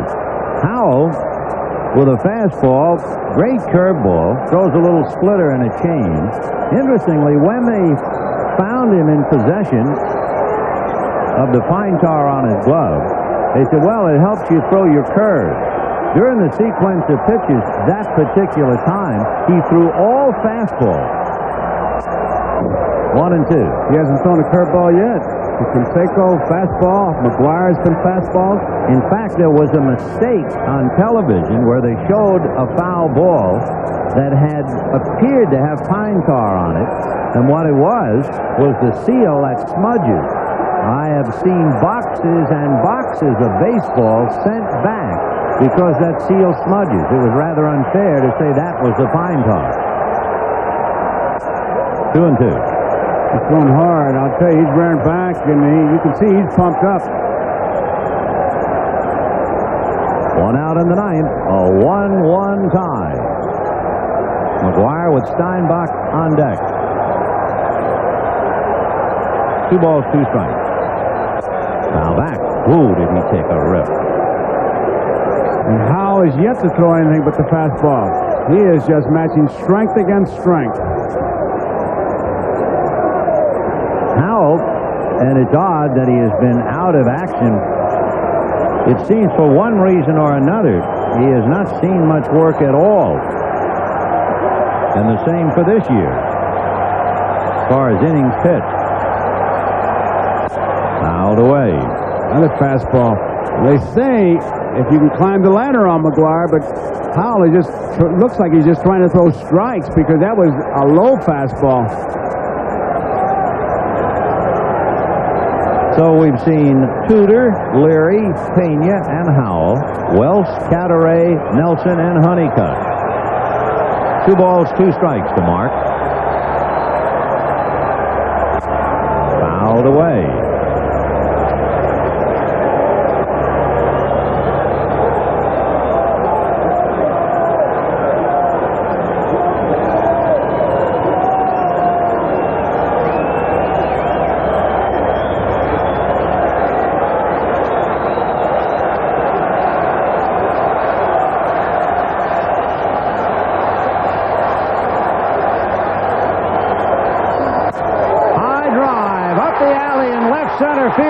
one is going to be gone. Home run, McGuire.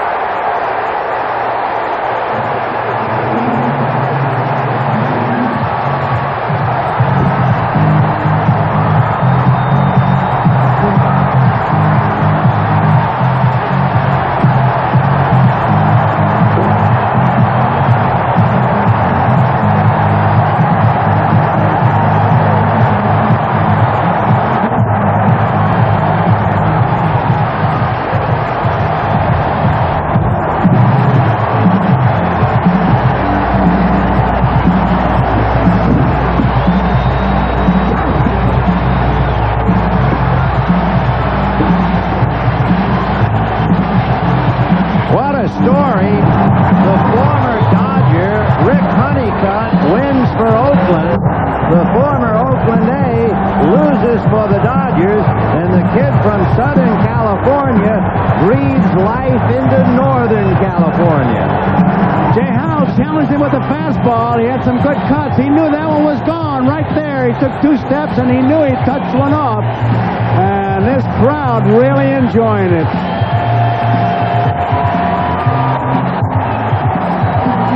McGuire, who had his coach at SC with him before the game, Rod Dedeaux, gives his old coach a big thrill.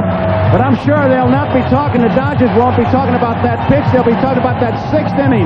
They'll be talking about men left on base. Let's go to Marv Albert. All right, and here is Mark McGuire, the hero of the ball game just a moment ago. I know you were mobbed moments ago, and folks around here want to know, has it been a collective batting slump of the Oakland A's, or has it been Dodger pitching? It's only been a couple games, and when you're playing in the World Series or the playoffs, everything gets blown out of proportion. We're swinging a bad spot. We're hitting balls at people. You know, we're getting our cuts in. It's just a matter of time. Just like tonight, right now, I'm swinging a bat. Even though I didn't have any hits, I was getting some good cuts and finally drove the ball hard. So Mark McGuire bouncing back. Let's get back to the booth.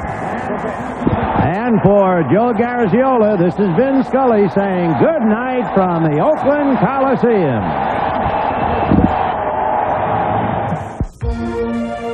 This has been a presentation of NBC Sports, the leader in innovative sports television. This is Jack Killian, the Nighthawk on KJCM Radio. The lines are open, so give me a call. Midnight Caller premieres next Tuesday. Do you think for yourself, or do you like other people telling you what to do? I know I have the right to make my own decisions. Have you heard about Proposition 99? That's the one that's going to triple the tax on cigarettes. I don't even smoke. This is a freedom issue. Prop 99 is designed by one group to punish others and keep the money for themselves. In America, we just don't do that. And when they start fooling around with my freedom, well, those are fighting words. Vote no on Proposition 99. On an August day in 1988, an historic event took place. It didn't happen on Main Street or in any American town, but in Russia, where soldiers began destroying hundreds of nuclear missiles with the understanding that we'd destroy some of our own, the first disarmament treaty of its kind. And though most Americans were unaware of the significance of the moment or realized it was George Bush who led the way, someday their grandchildren will. The drug criminals don't get the breaks here anymore because one senator made good his promise. Pete Wilson, the new law that helps keep pushers in jail, changed the law so that more money seized in drug raids goes right back into enforcement, wrote the law that keeps drug paraphernalia from being sold through the mails, and his new law cuts off aid to countries that won't help against smuggling drugs. Some just talk. Your senator does something. Pete Wilson, always fighting for California.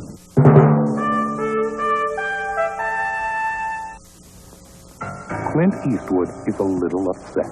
Seems some misguided individuals out there are abusing our public lands, and I don't like it. And I don't think you do either. Vandalizing parks and robbing historic sites or overrunning wild areas, those are ours, and we have to save them. As I see it, these clowns can either clean up their act or get out of town. Write Take Pride in America. Post Office Box 1339, Jessup, Maryland 20794.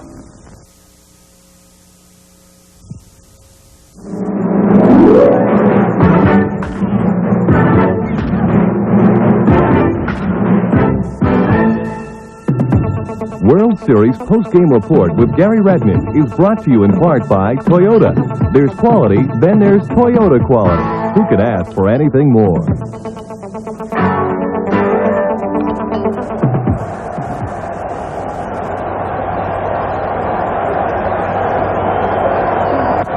High drive up the alley in left center field, and this run is going to be gone. Home run, McGuire.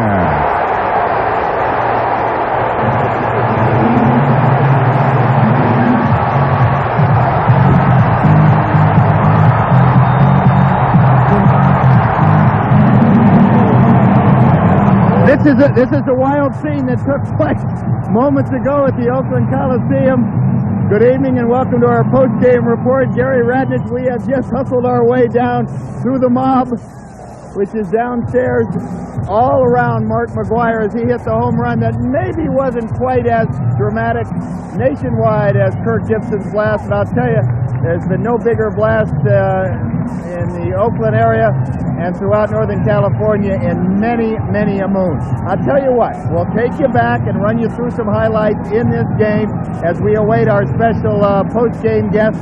Let's go right to the beginning. John Tudor, the opening pitcher tonight for the Los Angeles Dodgers.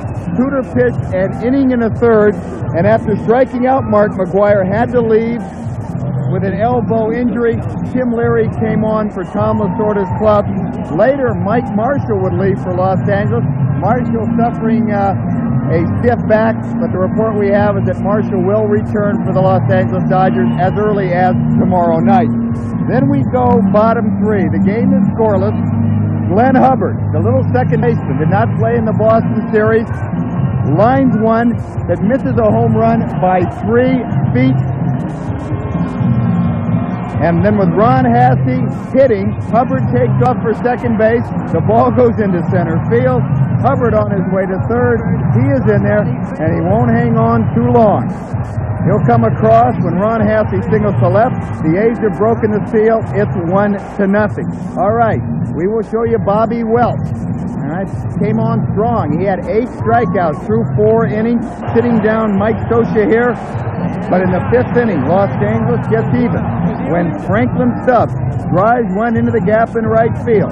Dave Henderson coming over from center, Canseco from right. They can only chase. Jeff Hamilton scores, and we are even at 1. All right, top 6. Dodgers load the bases. Welch is gone, and first you see Greg Cadaret get Scioscia to pop up. One man is gone. Gene Nelson on for Greg Cadaret. The veteran mustachioed right-hander dealing here and gets a ground ball to third base. Carney Lansford is coming home. That's 2 outs. Dodgers still with the bases loaded, and Alfredo Griffin taps meekly to McGuire. The Dodgers fail to score, and we are even at 1. Okay, bottom of the 9th. Jay Howe. There goes Mark McGuire, way back. McGuire's first hit of the series, and oh, does he make it count. Athletics 2, Dodgers 1. The man sitting on my right, tonight's winning pitcher, Rick Honeycutt, the former Dodger. And we're going to be right back with Rick Honeycutt when we return here on our post-game show in a moment. Okay, thanks. We've got a minute to read.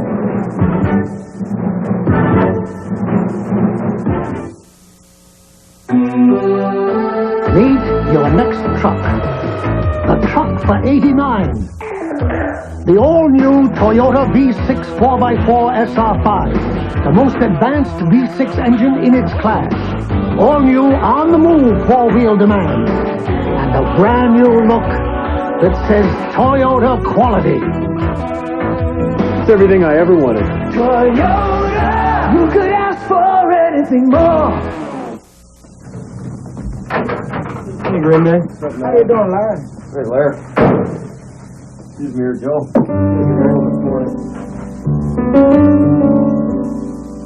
A man is what a man does. Anais Green Bay drives a refuse truck for waste management. 1,300 miles a week. He does it safely, with hands that have learned from 34 years behind the wheel.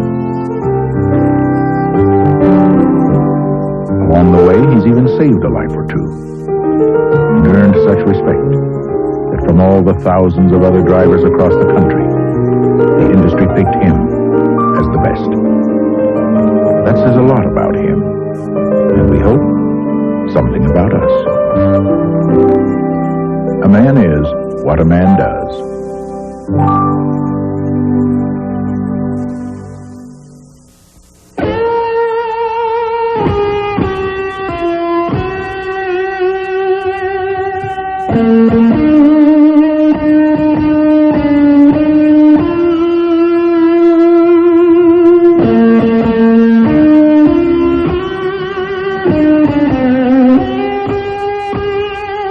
East is east, and west is something else entirely. New West, the new skin scent for men by Aramis, exclusively at Macy's. As promised, we're back here live at the Oakland Alameda Coliseum. Mark McGwire has sent everyone home happy with a 2-1 A's victory to get the Athletics back in the series. The man alongside Rick Honeycutt, 3 strikeouts over the final 2 innings to pick up the victory. And Rick, can you remember in your career a more important win for you? No, there's never been one more important than the one tonight. I was just out there doing my job. Fortunately, to get the win in my situation, Mark had to hit the home run. But our pitching staff did a good job, and hopefully this will loosen our hitters up and we'll start getting the offense going right now. Why have the Oakland bats gone silent? I think most of it's just the great pitching staff they have over in L.A. Everything was made of them not having a great offense, and now they had Marshall and Gibson out of the lineup. But these guys have a heck of a pitching staff. If you look down the stretch, those guys did a heck of a job, and everybody they run out there is a quality pitcher. So our guys, I think, have to be a little more patient with them and be a little more selective, and hopefully we get something going. Before this game, what was said by manager Tony La Russa? Obviously, if you drop this game, no team in World Series history has ever come back from a 3-0 deficit. What did La Russa tell the ball club? Tony really, he didn't say, hey, it's our backs are to the wall type thing, we have to win.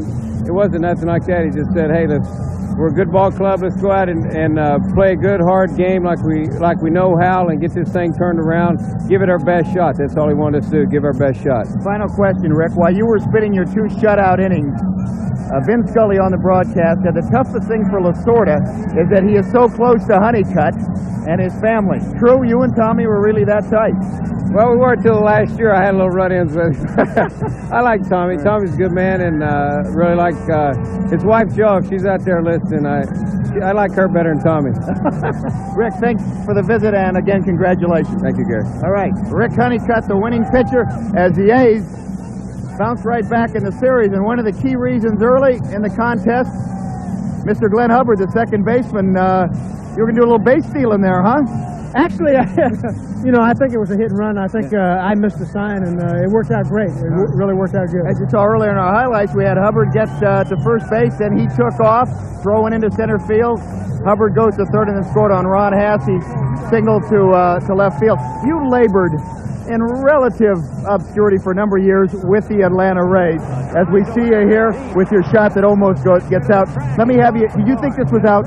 I was thinking, I thought it was out, but I had too much hook on the ball, and, I got down to first base and was going for 2, and it bounced right back to him. I thought he had me if I'd have went. So you had not gone into a home run trot, so to speak? No, but I was peeking. I was peeking. And here we go. We're going to have Glenn coming home on the single to left field. What is the difference for an athlete playing in an atmosphere like this as opposed to all the years you spent in Atlanta, with the exception of that 1 year where you won the 13 straight? Mostly obscurity. Yeah, I tell you what, this is great. I mean, every out is like, it means everything. Mm-hmm. Every out. And I like it. It's a lot of pressure out there, but it's a lot of fun. And I'd like to do this every year. Glenn Hubbard did not play in the Boston Red Sox series due to an injury, and then came back and has started each and every game here in the World Series. Did you have to lobby with La Russa to let him know, hey, I'm ready to go after not playing against Boston? No, he kind of promised me before the Boston series, if I was ready to play, that I'd be on be able to play in the World Series, and I was 100% about halfway through the playoffs. All right.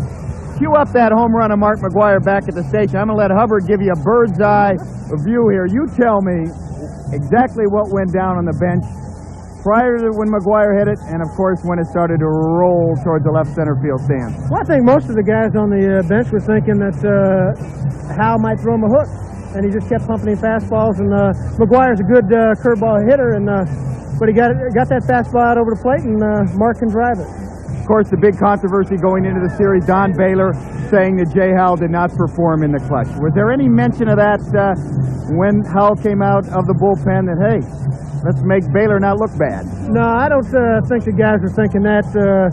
We know that he's been a good reliever over the years, and, we just got to go out there and try to put some hits together. All right, want to see it again? Here we go, Glenn. Oh, that was nice. and you knew right off. I was one of the first ones to the plate. It was great.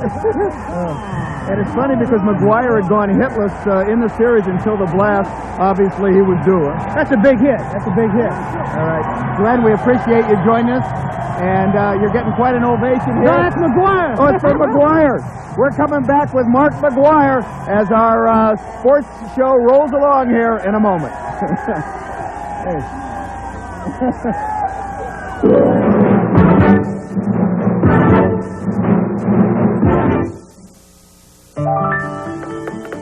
I always loved to cook, but when I lost my sight, it became very difficult for me. At PG&E, we have many special customers, some with very special needs. PG&E came up to the house and put braille markings on my oven dial. A little time, a little attention can make a very big difference. Okay, there you go. Now I can read them with my fingers. That's PG&E. This was such a nice thing. Now more than ever, at your service. DHL presents the ins and outs of customs. When you ship a package overseas, it's very easy to get trapped in customs, and sometimes very difficult to get out. So it pays to ship with the express company that's been overseas longer than anyone, and knows just what to do. In any situation, DHL, for 20 years, the world's express company. Growing up in Seoul, my friends and I would go off to a special lake where the sun danced on the water and the fish couldn't wait to be caught. Now that I live in America, I'm meeting new people and catching new fish. But I still go back from time to time to the place where the sun danced for my friends and me. Who says you can't go home again? Go ahead. Reach out and touch someone. I played a little football at Holy Cross. 6'4", 215. Very intimidating. Perfect for a linebacker. Not so good for a pediatrician. Kids are a little afraid of doctors to begin with. So for the past 15 years, the first thing I always do is sit down and kind of whisper. As a member of Kaiser Permanente, you can have a personal physician, one like Dr. John Walsh. Kaiser Permanente, good people, good medicine. Poor Glenn Hubbard, who just left us, thought, my gosh, what an ovation he received for his interview. But it's for Mark McGuire, huh, folks? There we go. All right. Now, Mark, believe it or not, has not seen the home run. And the only reason I say believe it or not, you figured NBC would have rolled it for you. Roll it up, Mark, and take us through it. Well, I was just battling. He's coming fastball after fastball. I just said I need to drive one. Finally got one over the plate. And I was just watching. I couldn't really see where the ball went. I guess it just made it over. And, you always dream about these things, and it finally happened. Be honest, up to that point, you had not had a base hit in the series. Were you starting to doubt yourself? Was your confidence teetering? Not really, because I've been getting some pretty good cuts at the plate. Just because you don't get any hits doesn't mean you're not swinging the bat well. I've been getting pretty good cuts. They've been coming pretty much all fastballs at me, but when you just look at all fastballs, it doesn't necessarily throw it over the middle of the plate. They've been going outside, inside, and it's just a matter of time for me to catch up to one and get a good part of the bat on it, and that's what happened. Did that pregame controversy of Don Baylor, I mentioned that to Hubbard, was that discussed on the bench at all, that let's don't make Baylor look bad here? No, I never even heard. I mean, what Don said, it's a free world. You can say what you want, right? So that's what he said. To me, I just go out and mind my own business, go do my job. Final question. Compare this night to your wedding night. What was the bigger thrill? I have to say this is tonight. I'm telling you, okay. Tonight has to be, man. You always dream about this thing. You can dream about being married and stuff, but dream about being in the World Series, you never know. Mark, congratulations. We'll see you back here for Game 4. A's are back in the hunt. Thanks, we sure are. All right, Mark McGuire, folks. All right, and that'll do it From the Oakland Alameda Coliseum, special thanks to our producer Dennis O'Donnell and Rob Boeri, who delivered brilliantly on the guests this evening with Glenn Hubbard, winning pitcher Rick Honeycutt, and of course the man of the hour here in the Bay Area, Mark McGwire. We'll see you tomorrow night for Game 4. Dave Stewart for the Athletics going against Timmy Belcher, and we will see you then one more time. Mark McGwire taking it out.